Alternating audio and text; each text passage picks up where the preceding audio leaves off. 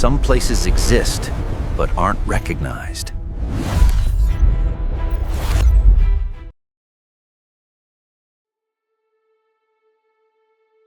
Right now, as you're watching this video, there are places on Earth that have presidents, armies, currencies, and even passport systems. But here's the thing. No country on the planet officially recognizes they exist. These aren't fantasy nations from a video game. They're real places with real people, living under governments that the rest of the world pretends aren't there. Some are built on abandoned oil platforms in the middle of the ocean. Others are frozen in time, stuck in the Soviet era decades after the USSR collapsed. And one was literally created by a guy who got mad about wheat quotas. I'm talking about micronations and unrecognized states, places that exist in a legal gray zone, places where international law gets complicated. Today, we're going to visit the most fascinating nations you've never heard of. And by the end of this video, you'll question what actually makes a country. A country. Let's dive in. Sealand, the ocean fortress. Our first stop is probably the most famous country that doesn't exist. It's called the Principality of Sealand, and it's 7 miles off the coast of England, standing on 2 concrete pillars in the middle of the North Sea. This thing started as a British naval fort during World War II. It was called HM Fort Roufs, and it was built to shoot down German aircraft. When the war ended, the British military just abandoned it. Fast forward to 1967. A British guy named Paddy Roy Bates was running a pirate radio station, and he needed a base outside UK waters to avoid getting arrested.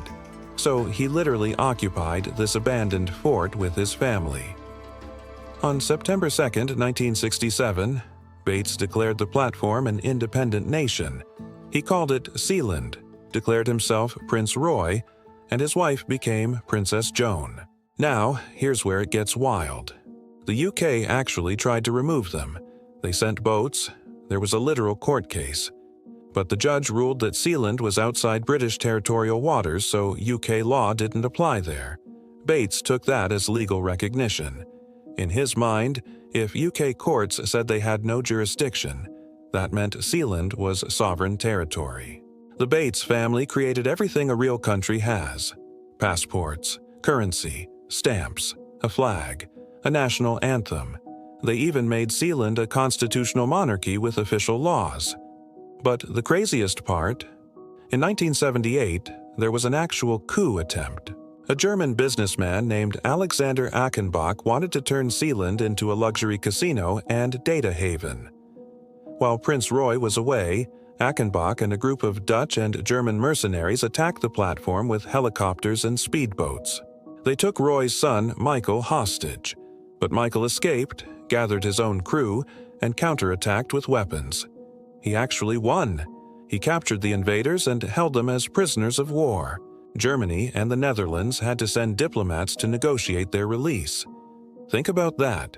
Real countries sent actual diplomats to negotiate with a micronation on a rusty platform. In some ways, that was the closest Sealand ever got to international recognition. Today, Sealand is run by Prince Michael, Roy's son. They sell noble titles online. You can become a lord or lady of Sealand for about $50. They've made a fortune from it. But here's the thing. Nobody actually lives there full-time anymore. The platform is rusting. It's falling apart, and the UK still doesn't recognize it. So, is Sealand a country? Legally? No. But it survived 60 years, fought off an invasion, and created a global brand. That's more than most real countries can say.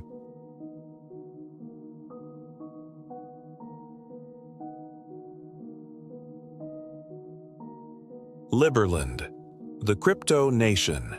Now let's travel to Europe's newest country. Well, sort of. It's called Liberland, and it was founded in 2015 on a tiny piece of land between Croatia and Serbia. This whole thing exists because of a border dispute. When Yugoslavia broke apart, Croatia and Serbia couldn't agree on where their border should be. There are several pockets of land along the Danube River that neither country claims. One of these areas is about 3 square miles of forest and swamp. Nobody wanted it. Nobody patrolled it. It was just there. Then came a Czech politician named Vít Jedlička. He's a libertarian who believes governments should barely exist. Taxes? No thanks. Regulations? Not here. He wanted to create a society based on total freedom.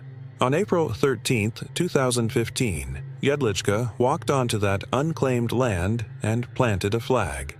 He called it the Free Republic of Liberland. And according to international law, if land is unclaimed, you can technically claim it. The problem? Croatia disagrees. Hard. Even though Croatia officially doesn't claim this land, they arrest anyone who tries to enter it. Jedlička himself has been arrested multiple times trying to reach his own country. But here's where Liberland gets interesting. Unlike most micronations, Liberland went viral. Over 700,000 people applied for citizenship in the first year. Why? Because Liberland isn't just a political statement.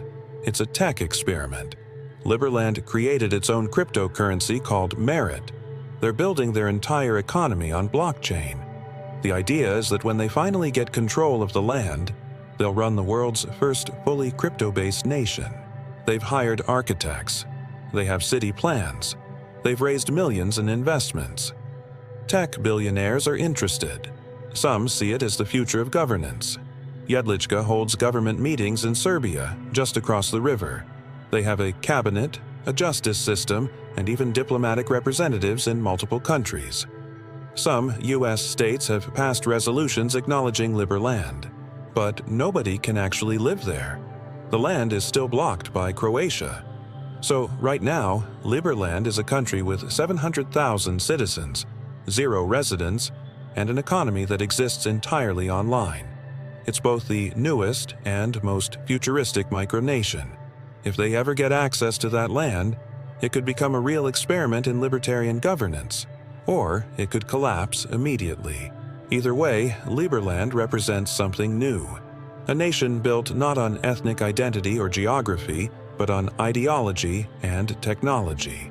And that's either the future or a really expensive joke. Transnistria, the Soviet time capsule. Forget the tiny platforms and empty forests. Our next destination is something completely different. It's called Transnistria, and it's a Soviet republic that never got the memo that the Soviet Union ended. This place has 500,000 people, an actual military, a functioning economy, and it's been independent for over 30 years. The only problem? No country on Earth recognizes it exists. Transnistria is a thin strip of land between Moldova and Ukraine. It broke away from Moldova in 1990, right as the Soviet Union was collapsing. There was a war. Tanks rolled through streets. Over 1,000 people died. Russian troops came in to keep peace, and they never left. Today, Russia still has 1,500 troops stationed in Transnistria, even though it's technically part of Moldova. But Moldova has zero control over this region. Zero. When you cross from Moldova into Transnistria, you go through an actual border. Guards check your passport. You need permission to enter. It feels exactly like crossing into another country. Inside, they have their own president, parliament, police, and courts. They print their own money, Transnistrian rubles. They issue their own passports, though no country accepts them. And here's the surreal part. Soviet symbols are everywhere. The flag still has the hammer and sickle. The capital city, Tiraspol, has a massive statue of Lenin in the central square. Government buildings are covered in Soviet emblems. It's like walking into 1985. But it's not a museum. People live here. They go to work. Kids go to school. The internet exists. You can find this place on Google Maps. The economy runs on a massive factory called Sheriff. It's a Transnistrian company that basically owns everything. Gas stations, supermarkets, a TV channel, a university, and even a soccer team that plays in European competitions. Yes, you read that right. Transnistria's soccer team plays in the Champions League. UEFA lets them compete. So, in a weird way, Europe recognizes Transnistrian soccer, but not the country itself. Life here is strange. People use Moldovan currency for some things, Russian rubles for others, and Transnistrian rubles for government services. Younger people have Moldovan, Transnistrian, and sometimes Russian passports. Most countries call Transnistria a frozen conflict. It's not at war, but it's not resolved either. It just exists in limbo. The UN says Transnistria is a part of Moldova. Moldova says it's part of Moldova. But Transnistria controls its own territory, and nobody can force them to rejoin. Russia unofficially supports them. Ukraine mostly ignores them. The EU pretends they're not there. And here's the dark side. Transnistria is suspected of being a hub for smuggling. Weapons, cigarettes, and all kinds of illegal goods move through here because nobody's really watching. Human rights organizations say the government is authoritarian. Press freedom doesn't exist. Opposition politicians get arrested. But for the people living there, it's just home. They didn't choose to be born in a country that doesn't exist. They just want normal lives. Transnistria is the most real, unrecognized state. It's not a publicity stunt. It's not a political experiment. It's 500,000 people living in a legal black hole, waiting for the world to decide what happens next. Somaliland, the forgotten democracy. Now let's talk about the most legitimate country that isn't a country. It's called Somaliland, and it's a functioning democracy with 4 million people that the world refuses to recognize. Somaliland is in the Horn of Africa, on the coast of the Gulf of Aden. Historically, it was a British protectorate. In 1960, it gained independence and immediately merged with Italian Somaliland to form Somalia. Big mistake. By the 1980s, Somalia was in chaos. A brutal dictator named Siad Barre was in power. He launched a campaign of violence against people in northern Somalia, in what is now Somaliland. Between 50,000 and 100,000 people were killed. Cities were bombed. It was a genocide. In 1991, after Barre's government collapsed, Somaliland said enough. They declared independence and restored their borders from the British protectorate era. And here's the incredible part. While the rest of Somalia descended into warlordism, piracy, and failed governments, Somaliland built a functioning state. They held democratic elections, multiple times, peacefully. They have a president, a parliament, and independent courts. They have their own currency, passports, police, and military. They've been stable for over 30 years. Somalia, the country they left, is still one of the most dangerous places on Earth. Meanwhile, Somaliland is safe. Tourists visit, businesses operate. There's internet, universities, hospitals. By every measure, Somaliland functions better than many actual recognized countries in Africa. So why doesn't anyone recognize them? Politics. The African Union has a policy against changing colonial borders. They're terrified that recognizing Somaliland would encourage separatist movements across Africa. Somalia also lobbies hard against recognition. They claim Somaliland is still part of Somalia, even though they have zero control over it. And without African Union support, no major country will recognize them. It's a catch-22. But Somaliland keeps trying. They have unofficial diplomatic offices in multiple countries. The UK, US, and EU work with them on security and development, but won't officially recognize them. The weird thing is, their passports kind of work. Some countries accept them for visas. Ethiopia recognizes Somaliland passports for travel, but Somalilanders still can't open bank accounts in most countries. They can't get international loans. Their athletes can't compete in the Olympics under their own flag.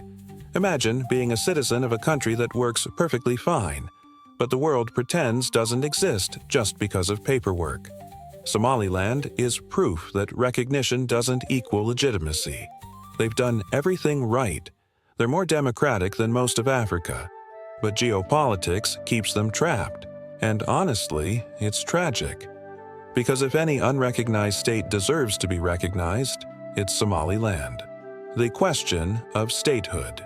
So after visiting all these places, we have to ask the obvious question: what actually makes a country a country? According to international law, specifically the Montevideo Convention from 1933, a state needs 4 things. 1. A permanent population. 2. A defined territory. 3. A government. 4. The capacity to enter into relations with other states. Sealand fails on population. Liberland fails on territory control. But Transnistria and Somaliland, they actually meet all 4 criteria. Yet they're not in the UN. They can't sign treaties. They're ghosts in the international system. And that reveals the uncomfortable truth. Statehood isn't about meeting criteria, it's about power and politics. Countries only exist because other countries say they exist. It's entirely based on recognition. Taiwan has 24 million people, a top-tier economy, and a democratic government. But China blocks recognition, so most countries pretend it doesn't exist officially. Kosovo declared independence in 2008. Over 100 countries recognize it. But Serbia and Russia don't, so it's stuck in limbo. Palestine has UN observer status. The Vatican is recognized even though it's smaller than Disneyland. The rules are made up. The system is arbitrary. Borders change, countries dissolve, new ones emerge. Yugoslavia isn't on maps anymore. Neither is the Soviet Union. Czechoslovakia peacefully split into 2 countries. Sudan split into Sudan and South Sudan. In 100 years, maps will look completely different. Some current countries won't exist. And some of these micronations, they might be recognized, or they'll fade into history as weird footnotes. But here's what fascinates me. These places exist because people believe in them. Sealand survives because the Bates family refuses to give up. Liberland grows because thousands of people buy into the vision. Transnistria endures because its citizens identify as Transnistrian. Somaliland functions because its people built something real. Countries aren't real. They're collective agreements, shared stories. And as long as people believe in those stories, the places exist, recognized or not. Conclusion. So there you have it. 4 countries that don't exist but kind of do. A rusted platform in the ocean, run by a prince nobody appointed. A forest no one can enter, waiting to become a crypto paradise. A Soviet republic frozen in time, recognized by no one but impossible to ignore. And a functioning democracy trapped by politics, more legitimate than dozens of UN members. These places force us to think about what nations really are. Lines on maps, legal documents, or something people create through sheer will. Maybe the real question isn't whether these places are countries. Maybe it's why we let politicians and diplomats decide what's real. Because reality, as it turns out, is negotiable. Thanks for watching. If you found this fascinating, hit that like button and subscribe for more deep dives into the world's strangest places. And, hey, if you ever become a Lord of Sealand or a citizen of Liberland, let me know in the comments. See you in the next one.